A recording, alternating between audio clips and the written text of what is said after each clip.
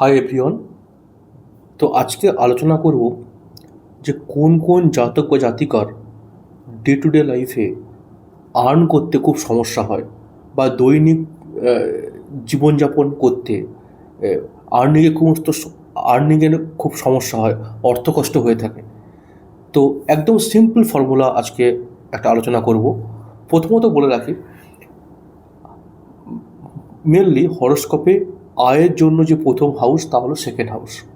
তো সেকেন্ড হাউসে যদি কোনো মেলিফিক প্ল্যানেট বসে থাকে বা মেলিফিক কোনো প্ল্যানেট অ্যাসপেক্ট করছে, বা সেকেন্ড হাউসের ডিসপোজিটার, মানে যে আপনার যে সেকেন্ড হাউসের যে কারক গ্রহ তার অবস্থান খুব একটা ভালো নয়, তাকে কোনো মেলিফিক গ্রহ তাকে দৃষ্টি করছে, তাহলে সেই জাতক জাতিকার লাইফে আর্ন করতে প্রচণ্ড সমস্যা হয়, মানে জীবনযাপন করতে অর্থনৈতিক প্রচণ্ড কষ্টের মুখে পড়তে হয়। সেকেন্ডলি, যদি আবার দেখেন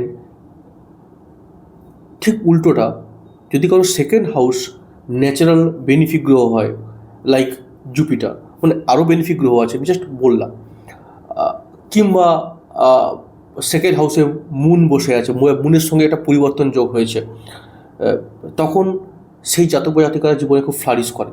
তার দ্বারা সমাজে বা তার দ্বারা প্রচুর মানুষের ইনকাম জেনারেট হয়। সে হয়তো কোনো কিছু উদ্যোক্তা হয়ে কাজ করতে পারে, সে হয়তো তার আন্ডারে 15-20 জনকে রাখতে পারে, তার জন্য 15-20 জনের লাইফের জীবন চলছে, এরকম হতে পারে। তাই ডিপেন্ড করছে যে মোটামুটি আপনার ডে টু ডে লাইফের অর্থনৈতিক সমস্যা কতটা হবে, কতটা আপনারা প্রবলেমে পড়বেন, বা কতটা স্মুথলি চলবেন, কতটা ফ্লারিশ করতে পারবেন। তা বেসিক আমরা যে ঘর থেকে বিবেচনা করি তা হলো সেকেন্ড হাউস। আজকে ছোট্ট একটা উপস্থাপনা আমরা আলোচনা করলাম। পরবর্তী ভিডিওটি আমরা আরও অনেক ভিডিও নিয়ে আসব।